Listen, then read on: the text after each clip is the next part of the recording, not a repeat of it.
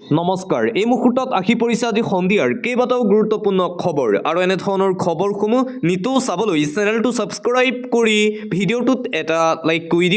দিবলৈছোঁ সন্ধিয়াৰ প্ৰথমটো গুৰুত্বপূৰ্ণ খবৰ মুকলি আকাশৰ তললৈ ওলাই আহিব শ্যামকানু মহন্ত সিদ্ধাৰ্থ শৰ্মাই মুকলি আকাশৰ তললৈ ওলাই আহিব অমৃতপ্ৰভা মহন্ত আৰু শেখৰজ্যোতি গোস্বামী মহাবিস্ফোৰণ বিধায়ক অখিল গগৈৰ চাৰ্জ ফ্ৰেম হোৱাৰ পিছতে মুকলি আকাশৰ তললৈ আহিব প্ৰয়োজনীয় একো তথ্যই নাই এছআইটিৰ চাৰ্জশ্বিটত হত্যাৰ গোচৰ দিছে কিন্তু প্ৰমাণ কৰিব পৰা হত্যাৰ তথ্য একোৱেই নাই অয়ত এম্বুলেন্স হাস্পাতাল হোটেলৰ কোনো মানুহৰ ভাষ্য নাই ঘটনাস্থলী আৰু চিচিটিভিৰ ফুটেজো নানিল এছআইটিয়ে মৃত্যুদণ্ড আজীৱন কাৰাদণ্ড দিব পৰা তথ্য একোৱেই নাই চাৰ্জশ্বিটত ছিংগাপুৰত এছআইটিৰ সাফল্য আধা লিটাৰ সাগৰৰ পানী সংগ্ৰহ মেপ অংকন আৰু এটা ভিডিঅ' নিৰ্মাণ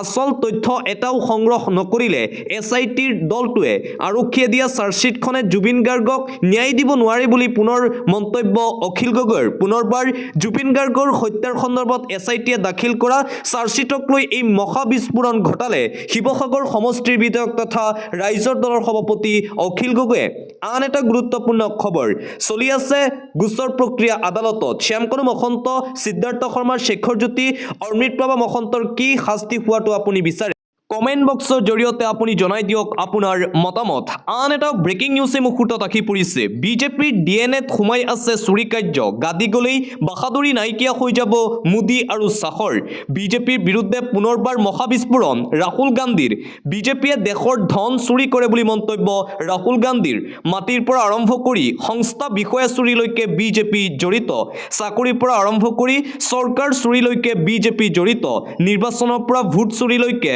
ভাৰতীয় জনতা পাৰ্টি জড়িত চুৰি কৰি নিৰ্বাচন জিকি আহিছে মোদী আৰু বিজেপি দলে প্ৰধানমন্ত্ৰী নৰেন্দ্ৰ মোদীৰ আত্মবিশ্বাস কমি আহিছে প্ৰধানমন্ত্ৰী নৰেন্দ্ৰ মোদীয়েও জানে জনতাৰ ওচৰত যে ধৰা পৰিছে গাদি গলেই বাহাদুৰি নাইকিয়া হৈ যাব ভাৰতীয় জনতা পাৰ্টিৰ বিজেপিৰ ডিএনএতেই মিছা কথা সোমাই আছে বুলি মন্তব্য ৰাহুলৰ যিমান ভাষণ দিয়ে দি থাকক মোদী শাহে কিন্তু এদিন সত্য জিকিবই সত্যৰ সদায় জয় হিংসাৰ দ্বাৰা নহয় অহিংসাৰে মোদী শাহক পৰাস্ত কৰিম বুলি হুংকাৰ ৰাহুলৰ ভয়ত প্ৰধানমন্ত্ৰী নৰেন্দ্ৰ মোদীৰ এতিয়া হাত কঁপি আছে মোদী শাহক অপেন চেলেঞ্জ দি উদাত্ত ভাষণ কংগ্ৰেছৰ যুৱৰাজ তথা বিৰোধী দলপতি ৰাহুল গান্ধীৰ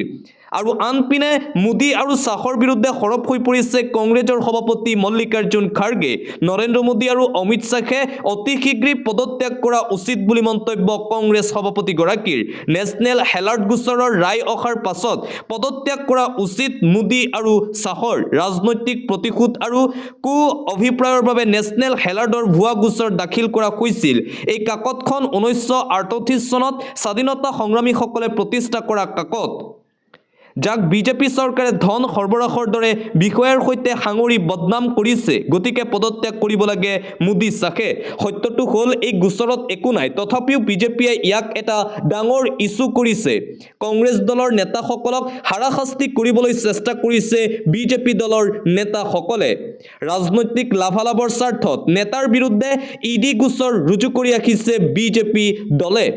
বিজেপিয়ে এনেদৰেই মানুহক ভয় খুৱাই চৰকাৰ গঠন কৰি ৰাখিছে ভাৰতত অন্যথা বিজেপি পৰাস্ত হলেহেঁতেন কিন্তু এতিয়া ৰায় ন্যায়ৰ সপক্ষে আহিছে সত্যই প্ৰাধান্য লাভ কৰিছে আমি এই সিদ্ধান্তক অতিশয় আদৰণি জনাইছোঁ বুলি মন্তব্য মল্লিকাৰ্জুন খাৰ্গেৰ সংবাদমেলৰ জৰিয়তে এই দাবী কংগ্ৰেছৰ ৰাষ্ট্ৰীয় অধ্যক্ষ মল্লিকাৰ্জুন খাৰ্গেৰ দিবলৈছোঁ আন এটা গুৰুত্বপূৰ্ণ খবৰ এইবাৰ AIUDF দল আৰু মৌলানা বদৰুদ্দিন আজমলৰ বিৰুদ্ধে সৰব হৈ পৰিছে প্ৰদেশ কংগ্ৰেছৰ সভাপতি গৌৰৱ গগৈ কোনো কাৰণতে AIUDFৰ সৈতে আমি মিত্ৰতা নকৰোঁ বিজেপিৰ দৰে AIUDF সাম্প্ৰদায়িক দল AIUDFক তীব্ৰ কটাক্ষ কংগ্ৰেছ দলৰ সভাপতি গৌৰৱ গগৈৰ AIUDF দলৰ সৈতে 2026 চনৰ বিধানসভা নিৰ্বাচনত কোনো ধৰণৰ মিত্ৰতা নকয় বুলি মন্তব্য কৰিছে কংগ্ৰেছৰ সভাপতি তথা লোকসভা সমষ্টিৰ যোৰহাটৰ সাংসদ গৌৰৱ গগৈয়ে আন এটা গুৰুত্বপূৰ্ণ খবৰ ধুৱাচাঙত বিজেপিৰ প্ৰতিশ্ৰুতি ধুৱাচাঙত নৰেন্দ্ৰ মোদী অমিত শ্বাহৰ প্ৰতিশ্ৰুতি চাঞ্চল্যকৰ তথ্য পোহৰলৈ আহিছে ইটোৰ পিছত সিটো তথ্য শাসনলৈ আহিলেই বাংলাদেশীৰ অনুপ্ৰৱেশ বন্ধ কৰিব বুলি প্ৰতিশ্ৰুতি দিছিল ভাৰতীয় জনতা পাৰ্টিয়ে প্ৰতিশ্ৰুতিৰ বিপৰীতে 11 বছৰ ক্ষমতাত থকাৰ পিছতো উন্মুক্ত ভাৰত বাংলাদেশ সীমান্ত লোকসভাত নিজেই এই কথা স্বীকাৰ কৰিছে খুদ কেন্দ্ৰীয় গৃহমন্ত্ৰী অমিত শ্বাহে নিজেই নিজৰ ব্যৰ্থতা স্বীকাৰ কৰিছে গৃহ ৰাজ্যমন্ত্ৰী নিত্যানন্দন ৰায়ৰ মতে এতিয়াও উন্মুক্ত ভাৰত বাংলা সীমান্তৰ 20.92% আৰু ভাৰত বাংলাদেশ সীমান্ত এতিয়াও ঠিক কৰিব পৰা নাই মোদী শ্বাহে চাঞ্চল্যকৰ তথ্য পুনৰবাৰ পোহৰলৈ আহে আন এটা গুৰুত্বপূৰ্ণ খবৰ দ্বিতীয় দিনাও নগাঁও জিলাৰ ঢিঙত চলি আছে প্ৰশাসনৰ সৰ্ববৃহৎ উচ্ছেদ অভিযান ষষ্ঠম জিলা প্ৰশাসন আৰক্ষী আৰু অৰ্ধসামৰিক বাহিনী দ্বিতীয় দিনা বলডজাৰ লগাই উচ্ছেদ অভিযান চলাই আছে নগাঁও জিলা প্ৰশাসনে দ্বিতীয় দিনাও মধ্য অসমৰ নগাঁৱৰ ঢিঙত প্ৰশাসনৰ উচ্ছেদ অভিযান দেখিবলৈ পোৱা গৈছে মঙ্গলবাৰৰ পৰা ঢিঙত আৰম্ভ হৈছে এই বৃহৎ উচ্ছেদ অভিযান 4 দিন চলিব এই উচ্ছেদ অভিযান 4 দিনলৈ ঢিঙত চলিয়ে থাকিব প্ৰশাসনৰ দয়া নাই ক্ষমা নাই নীতি উচ্ছেদ অভিযানৰ বাবে ঢিঙত মোতায়ন কৰা হৈছে বিশাল আৰক্ষী অৰ্ধসামৰিক বাহিনী আৰু আনপিনে ডবগাত চলোৱা হ'ব বৃহৎ উচ্ছেদ অভিযান নোটিছ জাৰি কৰা হৈছে ডবগাৰ বেদখলকাৰী ৰাইজসকল সাৱধান হৈ পৰক অতি শীঘ্ৰেই চলিব অভিযান একেলগে 5500 বিঘা মাটিত চলিব উচ্ছেদ অভিযান উচ্ছেদৰ বাবে বেদখলকাৰীৰ ঘৰে ঘৰে লাগিল ৰঙা দাগ ডবগাৰ যমুনা মুডাঙ্গা সংৰক্ষিত বনাঞ্চলত চলিব উচ্ছেদ অভিযান উচ্ছেদৰ পূৰ্বে বেদখলকাৰীৰ মাজত সক্ৰিয় দালাল চক্ৰ উচ্ছেদৰ পৰা ৰেহাই দিয়াৰ নামত 10ৰ পৰা 20,000 টকা সংগ্ৰহ কৰিছে টকাৰ বিনিময়ত বেদখলকাৰীৰ ঘৰত ৰঙা চিন নিদিয়াৰ প্ৰতিশ্ৰুতি বেদখলস্থলী পৰিদৰ্শন বন বিভাগৰ বিষয়াসকলৰ একেলগে 5500 বিঘা ভূমিত চলিব প্ৰশাসনৰ বৃহৎ উচ্ছেদ অভিযান ডবগাত অন্য এটা খবৰ লোকসভাত কেন্দ্ৰীয় ৰাজ্যমন্ত্ৰীৰ তথ্য 2014 চনৰ পৰা চলিত বৰ্ষলৈকে কেন্দ্ৰীয় বাহিনীত 23,360 জন জোৱানে এৰিলে চাকৰি বিএছএফত 7,993 চিআৰপিএফত 7,456 CISFত 4,137 3 বছৰত 438 জোৱানৰ চৰম সিদ্ধান্ত অন্য এটা খবৰ মহাত্মা গান্ধী ৰাষ্ট্ৰীয় গ্ৰাম্য নিয়োগ নিশ্চিতকৰণ আইন MGNৰেগাৰ নাম সলনি কৰি VV জিৰামজি কৰিব বিচৰাক লৈ সাংসদ গৌৰৱ গগৈৰ প্ৰতিক্ৰিয়া এগৰাকী প্ৰধানমন্ত্ৰী যিগৰাকীয়ে এখন ষ্টেডিয়ামৰ নামকৰণ নিজৰ নামেৰে কৰিছিল তেওঁ ভালদৰেই জানে যে ঐতিহাসিক MGNৰেগাৰ আইনৰ পৰা মহাত্মা গান্ধীৰ নাম আঁতৰাই কি কৰিব খুজিছে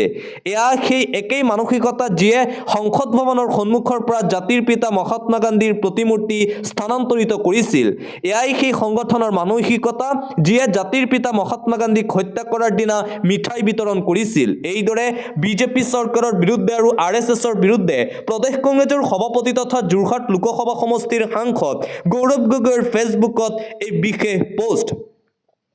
এটা পলিটিক্যাল ব্ৰেকিং নিউজ 2026 চনত নিৰ্বাচন খেলিব আমচুৰ সভাপতি ৰেজাউল কৰিম চৰকাৰে 26ত শ্ৰীজনগ্ৰাম সমষ্টিৰ প্ৰাৰ্থী হ'ব ৰেজাউল কৰিম চৰকাৰ 26ৰ নিৰ্বাচনলৈ সাজু ৰেজাউল কৰিম চৰকাৰ আমচুৰ পৰা বিদায় ল'লে ৰেজাউল কৰিম চৰকাৰে ৰাজহুৱা সভাত কান্দি কান্দি ভাষণ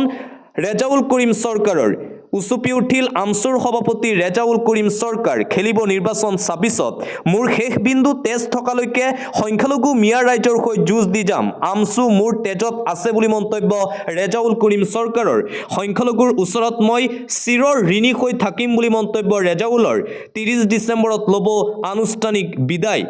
বঙাইগাঁৱৰ বালাপাৰাত হ'ব বিদায় সভা আৰু 2026 চনৰ বিধানসভা নিৰ্বাচনত AIUDFৰ হৈ নিৰ্বাচন খেলিব আমচুৰ সভাপতি ৰেজাউল কৰিম চৰকাৰে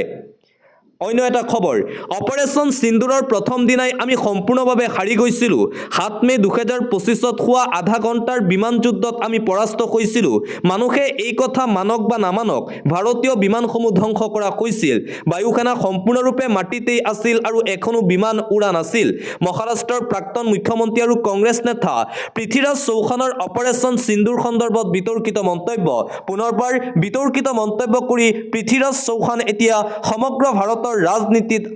চৰ্চা লাভ কৰিছে দিবলৈ চোৱা আন এটা অতিকৈ গুৰুত্বপূৰ্ণ খবৰ প্ৰতিশ্ৰুতি দি প্ৰতিশ্ৰুতি ৰাখিলে খাগ্ৰামা মহিলাৰীয়ে নিৰ্বাচনী প্ৰতিশ্ৰুতি যিমান সম্ভৱ পূৰণৰ চেষ্টা কৰা হ'ব তাৰ বাবে কাম কৰি থকা হৈছে 61.70 কোটি টকা ব্যয় সাপেক্ষে নিৰ্মাণ হ'ব লগা চিৰাঙৰ আমগুৰি ঔগুৰি আই নদীৰ ওপৰৰ দলঙৰ আধাৰশিলা স্থাপন কৰি মন্তব্য বিটিচিৰ নতুন চিফ তথা বিপিএফ প্ৰধান খাগ্ৰামা মহিলাৰীৰ নিৰ্বাচনৰ সময়ত দিয়া প্ৰতিশ্ৰুতি আখৰে আখৰে পালন কৰাৰ চেষ্টা কৰিছে খাগ্ৰামা মহিলাৰীয়ে অন্য এটা খবৰ দিল্লীৰ ৰাউছ এভিনিউ কোৰ্টৰ ৰাহুল সোনিয়া গান্ধীলৈ সকা নেশ্যনেল হেলাৰ্ট গোচৰত আদালতৰ স্থিতিক লৈ কংগ্ৰেছ শিবিৰত আনন্দ আৰু উল্লাস চৰকাৰৰ বিৰুদ্ধে সংসদ ভৱন চৌহদত কংগ্ৰেছৰ সাংসদৰ প্ৰতিবাদী কাৰ্যসূচী দেখিবলৈ পোৱা গৈছে সত্যমেৱে জয়তে বেনাৰ হাতত লৈ প্ৰতিবাদ জনালে কংগ্ৰেছ সাংসদসকলে বিজেপিৰ বিৰুদ্ধে আজিৰ দিনটোতো কংগ্ৰেছ সাংসদসকলৰ এই প্ৰতিবাদী কাৰ্যসূচী দেখিবলৈ পোৱা গ'ল পৰৱৰ্তী খবৰ No Kamatapur, no rest, we want ST, তীব্ৰ প্ৰতিবাদ No Kamatapur, no rest, we want justice ধ্বনিৰে প্ৰতিবাদ সাব্যস্ত কৰা হৈছে কোচ ৰাজবংশী জনগোষ্ঠীৰ সৈতে হেতালি খেলা নচলিব বুলি হুংকাৰ প্ৰদান কৰা হৈছে বিভিন্ন স্লোগানেৰে কুকৰাঝাৰ ধুবুৰী জিলাত উত্তাল প্ৰতিবাদ কেএছডিসি আক্ৰাসুৰ কোচ ৰাজবংশীৰ জনজাতিকৰণ কেএল ওৰে শান্তি আলোচনাৰ দাবীৰে প্ৰতিবাদ সাব্যস্ত কৰা হৈছে বিজেপি চৰকাৰৰ বিৰুদ্ধে এই প্ৰতিবাদ দেখিবলৈ পোৱা গৈছে আজিৰ দিনটোত